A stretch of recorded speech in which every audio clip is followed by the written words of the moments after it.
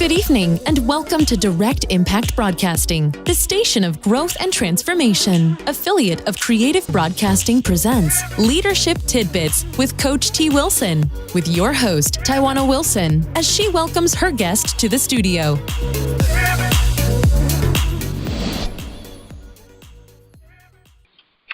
Good evening. Welcome to Leadership Tidbits with Coach T. Wilson. I am your host, Tywauna Wilson. A little bit about myself. I am your leadership maven, medical laboratory scientist by background, best-selling author, owner and chief leadership consultant at Trendy Elite Coaching and Consulting Services, executive director with the John Maxwell team, Send Out Cars referral partner, and co-owner and creator of Direct Impact Broadcasting. Before we bring on my special guest for the evening, I want to thank my March radio show sponsor, Mr. Martinez Wilson of 2nd Samuel Transport, located in Cincinnati, Ohio. Also, thank you to my media mentors, Ms. Ashley Little and Kimberly McLemore of Talk Radio TV Network, LLP. And happy Sisterhood Month to all my sisters of Delta Sigma Theta Sorority Incorporated. Today's special guest is Ms. Tiffany Wills. Tiffany Wills is a leadership authority who has great strength in motivational speaking, building exceptional leaders, and empowering others to perform at their highest level.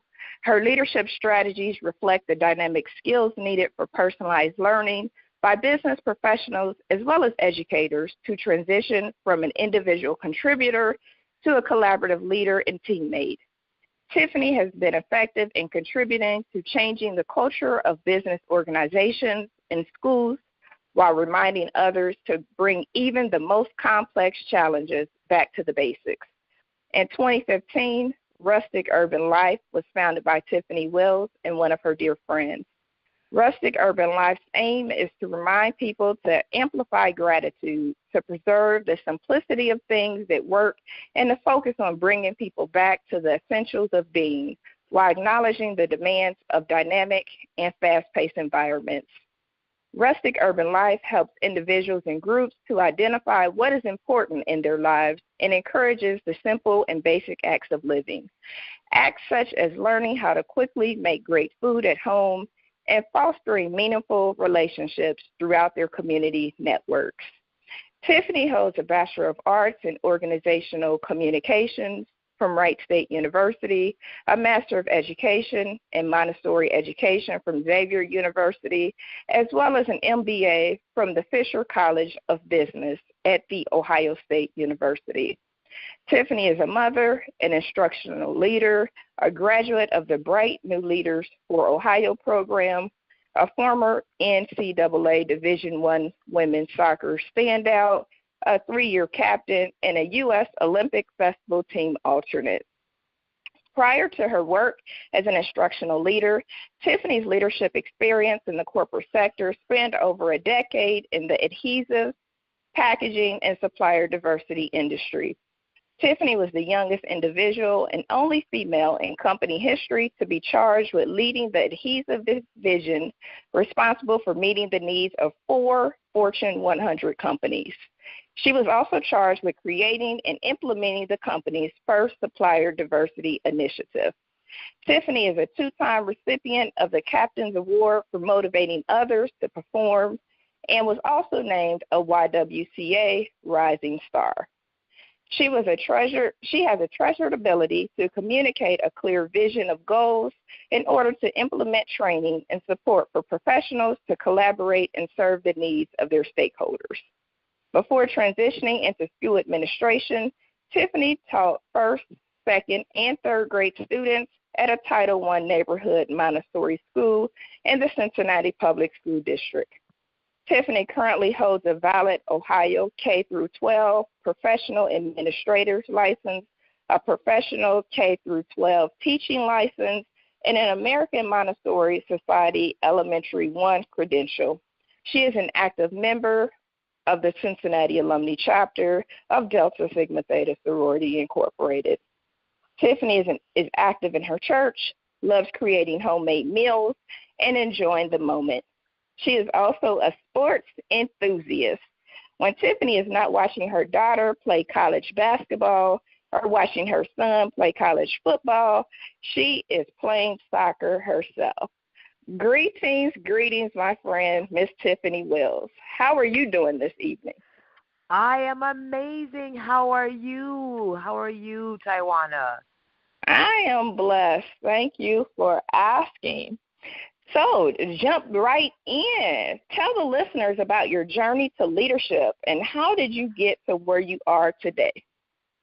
Oh, wow. Well, my journey to leadership started with having amazing parents.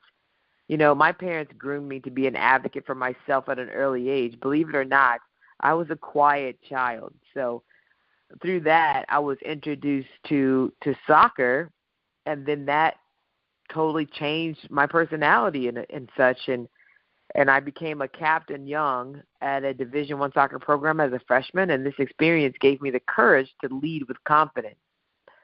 So I've had a number of adversities, but again, referencing my amazing parents and competition in sports, I developed a winning and inquisitive mindset. And that's how I've ended up where I am today.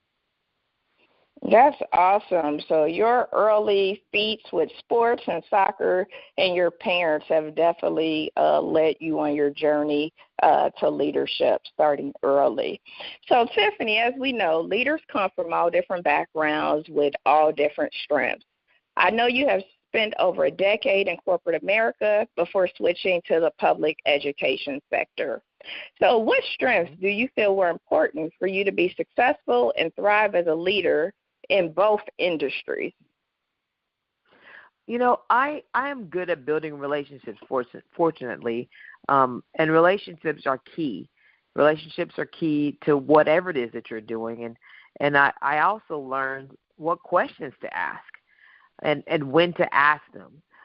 In essence, I learned how to be a dandelion, and that's something that's near and dear to me. You may ask, you know, why do I say dandelion? And it's because dandelions, they don't go away. And I would not go away. I kept coming back and learning more.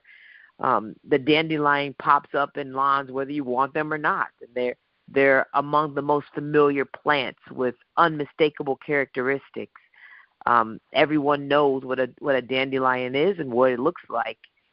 They open up to greet the morning and they close in the evening to go to sleep. And every part of the dandelion is useful. So I've used that for myself and making myself indispensable, making myself familiar with other things and building on those to make it so that I would have to be indispensable and moving forward. Wow, that's awesome. And when you talk about building relationships is priceless. And it's essential to doing business in any industry. And so I'm happy that you mentioned about building relationships and how key that was. And asking the right questions, asking good questions. So as we know, good leaders ask great questions. If you don't know, if you don't ask, you don't know, right? So what has been some of the best questions that you have asked that made a big difference on your path? You know, I always asked other people, what's your why? You know, some of the best questions are open-ended, but when you ask someone what's their why, and I almost always ask myself why. And this typically leads me to the appropriate question that I need to ask at that time. And oftentimes I may think that I know the why, but it's not until the question is answered that you truly discover the depth of the situation that's at hand. So while I couldn't say, or I wouldn't say what the best question is, because that's situational, but I think that if you start with the why, it's going to lead you to ask questions, because if you know why, you know the ins and outs and the makings of whatever it is that you're dealing with or confronting. Has there been, as we think about those good questions or great questions to ask, has there been any along your way that you wish you would have asked that you didn't ask? That you're like, man, I wish I would have asked that. I wish I would have just said, what are you looking for in this position, or what are you looking for this business, or, what are you looking for out of this effective relationship? Well, I was always the person, that's a different question for me, because I was always that person that was asked to join the meetings by execs to ask and poke the holes in things, because I was just a very inquisitive person, and I still am. So I don't really have one that I didn't ask, but I do think that we as leaders have to teach people not to be afraid to ask, because this is how you make your organization better, by having people to ask the questions, even when they're tough or unexpected, because when we ask questions that maybe someone else hasn't answered, it takes the organization in a different direction and a different way of thought, so that we can be better. Great. That's good information. So how has your professional career helped you in your business, rustic urban life? I want to hear a little bit more about rustic urban life and getting back to the simple things, getting back to the basics. We're in such a time where it's technology and go, and being working professionals. So I'm interested in hearing about this getting back to the basics in 2019. What does that look like? Well, rustic urban life, it really helped me to slow down and go back to the basics. It helped me to fail forward and to be flexible. So honestly, that's how rustic urban life came to be. Plain and simple, like things used to be. And that's how that became the tagline for rustic urban life. If you look at any area of life, you can always go back to the basics, and the basics will always work. So when you start out, if it's a computer program and you do the basic, like a DOS system still works today. If you look at the basics of teaching a child how to read, that child, the same way that they learn how to read, if they're using the basic principles of literacy. So it doesn't matter if you're in your corporate career or if you're in education, whether you're learning or teaching, and your lifestyle and the preparation of your meals, your relationships, the list is infinite. But go back to the basics so that you can build on that and kind of slow things down a little bit. It's always okay to press pause. And that's what rustic urban life does. We teach you how to press pause and start over from the basics and start with your foundations to move forward in a good place. Excellent. Awesome. Always okay to press pause. I'm going to remember that as I go throughout each and every day, running on 110% on most days, that it is okay to stop and press pause, because Ms. Tiffany Wells and Rustic Urban Life has let me know that is okay to do. It is.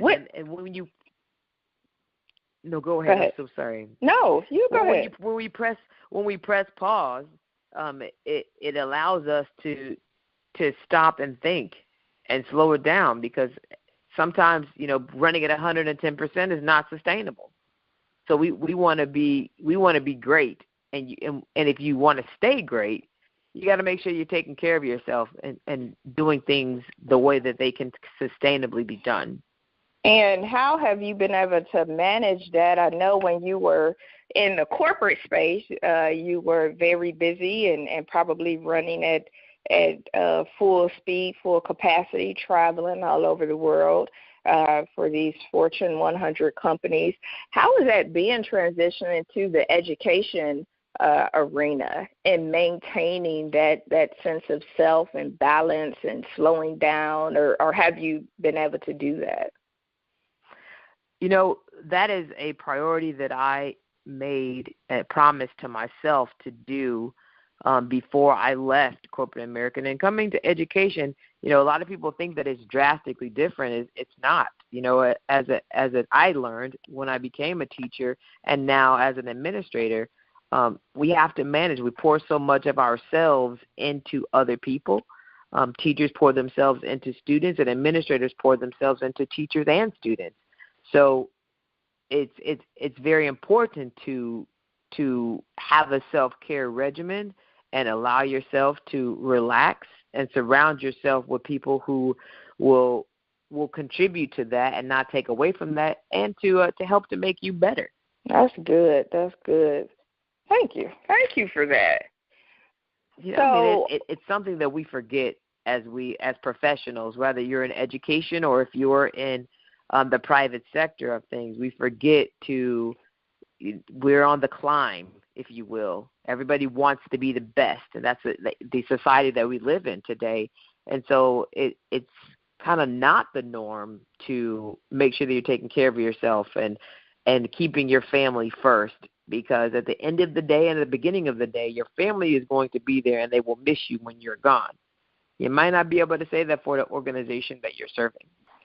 That's great. That's great. I am in groups with a lot of influential women and influential people, and especially with the women, one of the biggest things that always comes up is work-life balance. How do you balance that? That's always one of those topics that comes up for women who are trying to manage being wives and mothers and corporate executives, and that question comes up like, well, how do you do it all?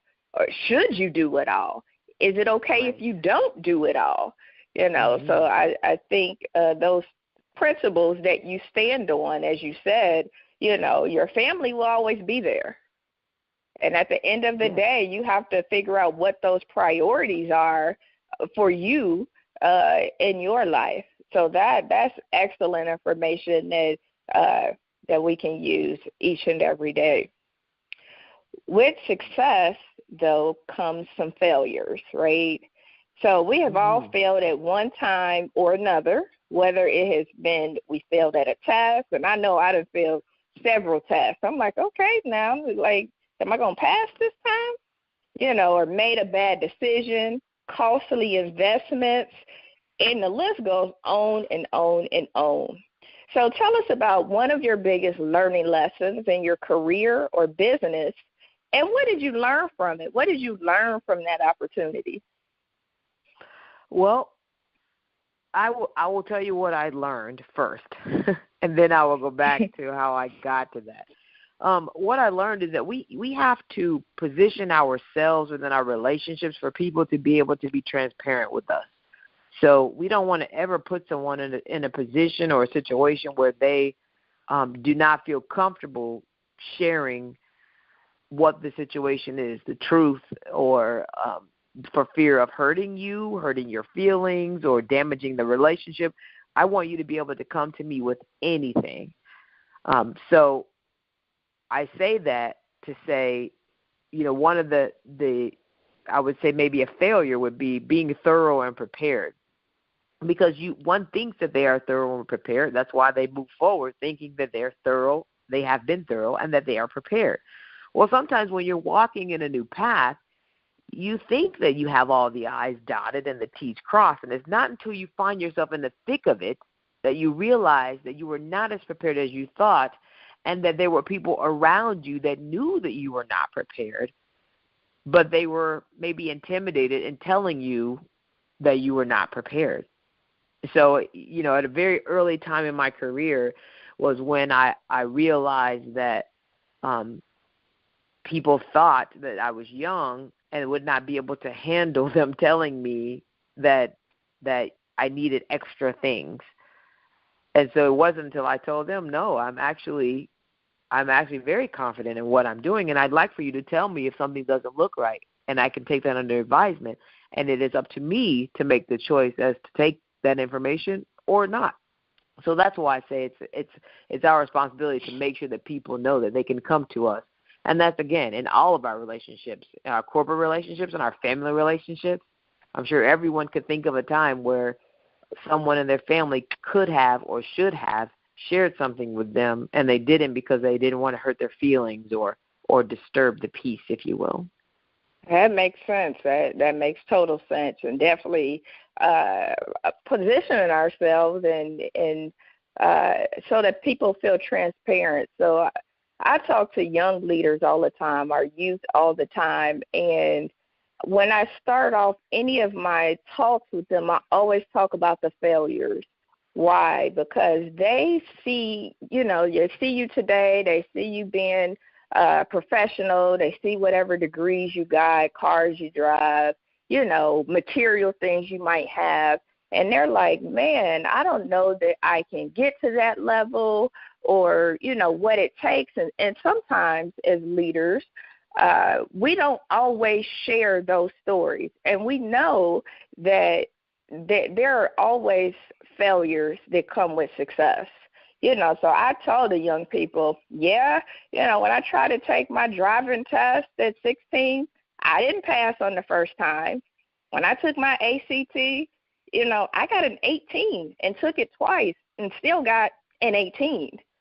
In college, I didn't graduate with a 3.0, and I tell them that because I want them to know that you're going to make some mistakes. You're going to have some failures along the way, but that doesn't dictate how your story ends.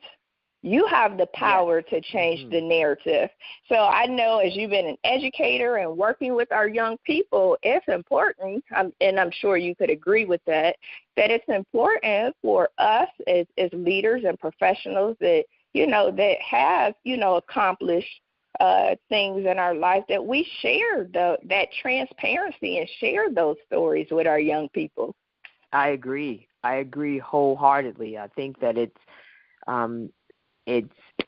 we have to reach back and mentor our young people that are coming up today. A lot of times that's what I refer to as a lost art, because our communities have evolved into things where we don't necessarily have conversations with people anymore. We have a very technology-based environment and society right now. So our young people are missing out on those. They don't walk past the homes and they see an elderly, wise person on the porch that they can go and have a conversation with. Those communities are getting smaller.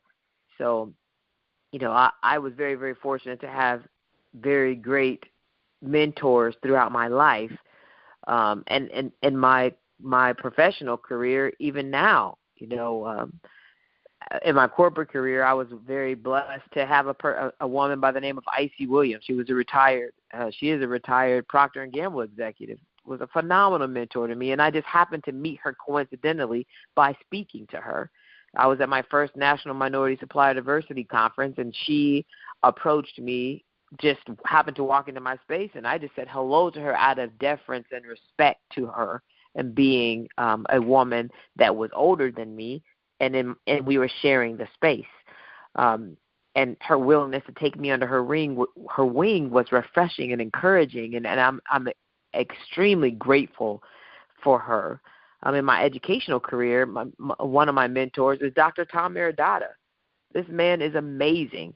He worked under the amazing Marva Collins and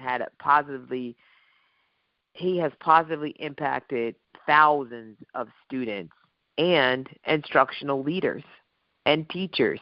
And just to be able to have this man on speed dial, for him to give me the guidance that I need, is just, you can't compare that to anything. I could go on and name mentors who've helped to guide my career, even in instruction now. Chris Grant, he's a principal in the local Cincinnati area. He didn't have to take the extra time to make sure that I was honing my skills as an instructional leader. And he did that and exposed me to other people who would hold me accountable and raise my level. And for that, I'm very, very grateful. So I think that it's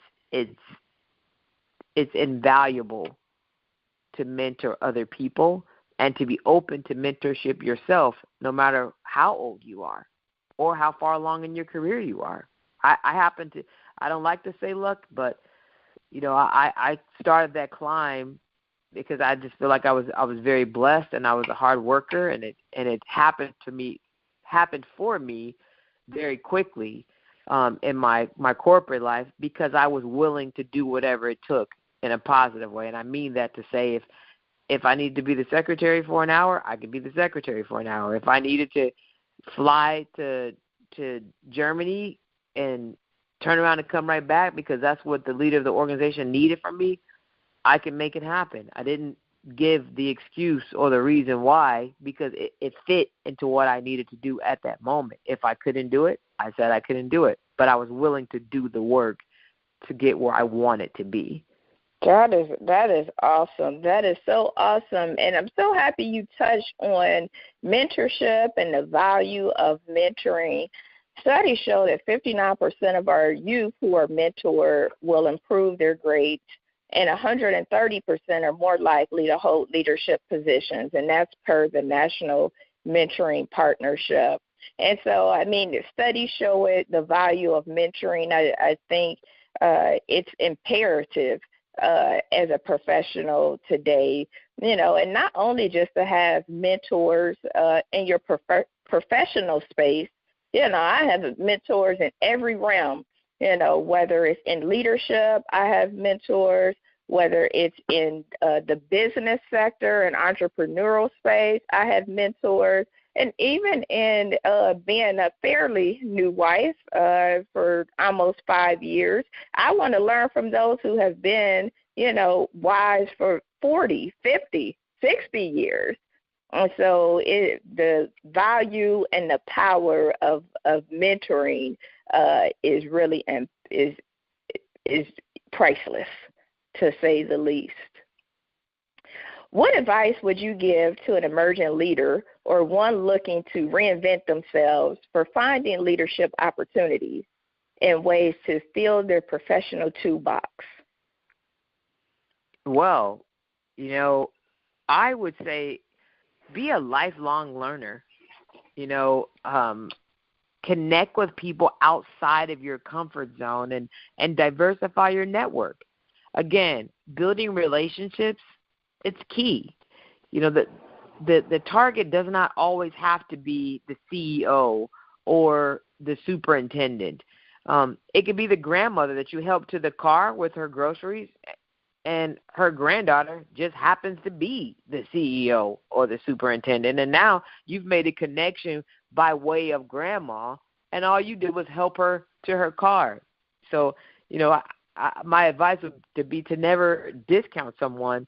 And then if you're a lifelong learner and you're connecting with people outside of your comfort zone, that helps to fill your professional toolbox because you're exposing yourself to learning. And what about what about those individuals that may feel I'm an individual contributor or I'm a frontline worker? I might not have opportunities to gain leadership experience in the workplace. So how do I, as a frontline contributor, how do I find those leadership opportunities or those ways to fill my professional toolbox if I'm not able to get it inside of my workplace? Well, again, you have to get creative and thinking outside of the box. Sometimes it's, everybody now is into social media and Google and looking at different events that you may sign up and go and make yourself present. Join professional organizations and in your area. And sometimes they're not traditional. And you may find yourself in a situation that you can discover that there are other people that are doing something similar to what you're doing, but in a different industry and can expose you to different things. And if you are an individual contributor, I would challenge you to become more of a collaborative contributor. Because, again, it goes back to getting outside of your comfort zone and diversifying your network. Because if you're always around this, if you're doing the same thing that you've been doing, you're not getting where you need to be, and maybe that means that we need to do something different. Got it. That's good. Get outside of your comfort zone. As we know, nothing ever grows in the comfort zone. So growth is intentional. What are you doing for professional and personal growth?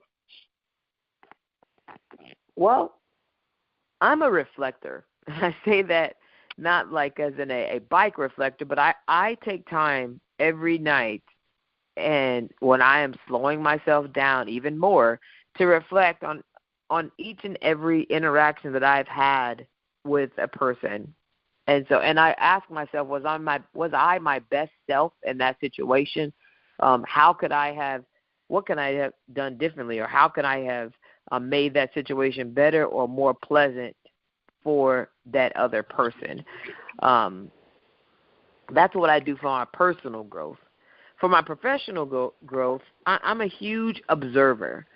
I ask leaders and wise people that I respect and that I admire, and sometimes I don't even know, but I like what they're doing. I'll ask them if I can observe them, and I have developed relationships like that because people love to talk about themselves. They love to show you what they can do, and if you're willing to listen to them, and if you're willing to take what they're doing and really learn from that, people are open to you coming in to witness that. I also love to read. So, that's something that has been near and dear to me since I was a child. And again, I'm a lifelong learner. So, I have 3 degrees, so that's an example of someone who loves learning. You don't have to have a degree to learn. You don't have to go to the university to attain that. But it's definitely a necessity to be a lifelong learner in whatever your craft might be, and in honing those skills. So what are you reading, Tiffany? What are you reading? You said you like to read. What kind of books are you reading? What are you reading right now? I just read The Power of Habit by Duhigg. I just finished that. That's the second time I've read that book. And again, when I feel like I need to get a reboost in something, I'll reread something. I collect and read old cookbooks again to get things back to the basics. Sometimes we have to do things that are necessary to get us back to doing things simply, plain and simple, like things used to be, and living a rustic urban life. So my next book, it's by David Goggin, and so he was the Navy SEAL. I forget the title, but that's the next book that I'm going to read here in the next week, if I don't pick up something else instead. But he was a Navy SEAL, and he basically said that you discipline yourself to do what is that needs to be done, and it's not really based on motivation.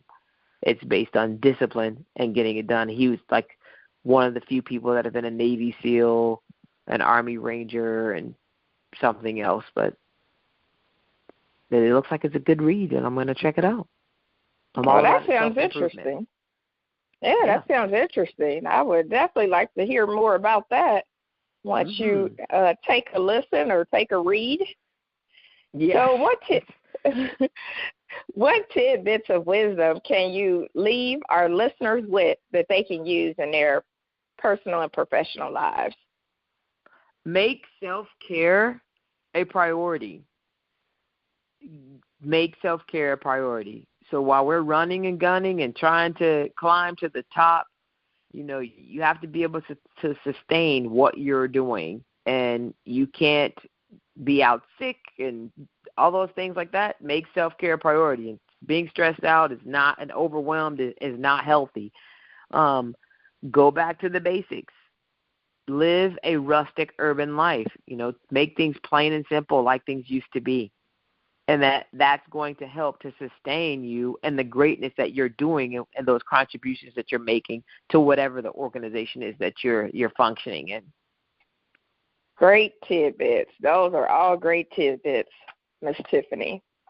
So what's next for you? What's next for you in your career, your business? Well, what's next for me, I don't necessarily like to say what's next because I'm a big believer in my faith that what's for you is for you, and, where God is leading me, then I will follow.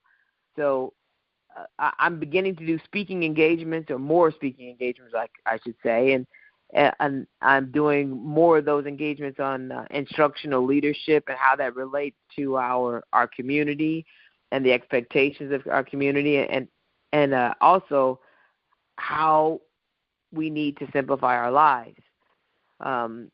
With rustic urban life and also with the instructional leadership, people are combining the two at times, and sometimes it's on both ends of the spectrum. And so it's interesting to see how that plans and how that falls out. I'm also working on co-authoring a book with some fabulous, amazing women, and I just can't wait for that to go. But that's going to be here in the next, probably within the year, within 2019. I'll be releasing a book with some other women, and that's going to be a great adventure as well. Awesome. It sounds like you have a lot going on this year and a lot of great things with your speaking engagements, as well as with your upcoming book. That all sounds very exciting. Mm-hmm. Very exciting. Yeah. So how can our listeners stay connected with you? With you and follow you and learn more about Rustic Urban Life? Well, my name is Tiffany with an I at the end, so it's T-I, F as in Frank, A-N-I. So if you'd like to be in touch with me, I am Tiffany Wills. You can find me on Facebook, but you can also email me at tiffany@rusticurbanlife.com. On Instagram, we're rustic_urban life. And on Facebook, we're Rustic Urban Life. And urban life is one word. So if, again, it's Tiffany, Tiffani. We help individuals and groups identify what is important in their lives and encourages the simple and basic acts of living. So you can support us by inviting us to speak at your event and visiting our website. We're currently redesigning the website and putting in a new logo at the moment, but it should definitely be up soon. So keep checking back at rusticurbanlife.com. All right. Is there any other way that we can support you in your educational arena? Or is there anything outside of helping with speaking engagements? Well, I am all about connecting with fabulous people and other instructional leaders and just having a wealth of people in a network that works together for the greater good of all. So if someone wants to reach out to me so that we can go to the next level in that area of instructional leadership and children and schools, I am willing to do that and willing to sit down and have a conversation on how we can connect. Awesome. Okay, well, we definitely would like to stay connected with you and support you in your endeavors, with your business, with your educational endeavors, with your class, or leveraging those relationships. Anything else you want to leave our listeners with this evening? There is value in simplifying your life with respect to, having a homemade meal, making sure that your relationship is where you would like for it to be, and your contributions to the organizations that you serve. So I would like to leave you with live a rustic urban life. Go back to the basics, plain and simple, like things used to be. Thank you, Tywauna. Awesome. Thank you so much for taking time out of your busy schedule to give me an opportunity to interview you today. It was an honor to have you, Miss Tiffany, as a guest. Many blessings and much success to you on your journey. So thank you so much for being here tonight. I appreciate that. Thank you, and good luck to you as well. This is an amazing thing that you have here with your show, and I am honored to have been selected as a guest. Thank you very much. Thank you. So thank you, listening audience, for tuning in tonight with our special guest, Miss Tiffany Wills, where she gave us tons of tidbits of information, tons of leadership tidbits. Know your why. Building those relationships that matter. Be a lifelong learner. The importance of mentorship and having a mentor. connecting with people outside of your comfort zone, making self-care a priority, and why it's important to get back to the basics, getting back to those simple things in life, value and simplifying your life, and living a rustic urban life. All of those great tidbits Miss Tiffany has left us with tonight.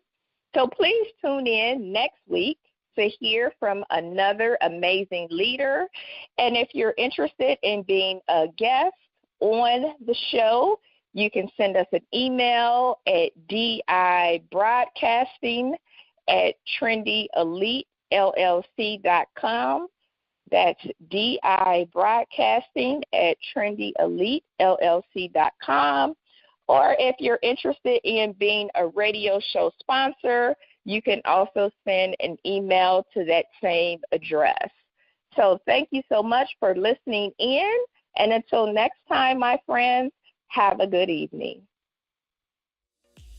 Thank you, friends, for tuning in to another episode of Leadership Tidbits with Coach T. Wilson, where Tywauna speaks with leaders who share nuggets of wisdom that you can use in your personal and professional life. Follow her on Facebook, Instagram, and Twitter at Coach T. Wilson. Connect on LinkedIn or visit www.coachtwilson.com. And remember, in life, learn as much as you can, appreciate often, and lead fearlessly.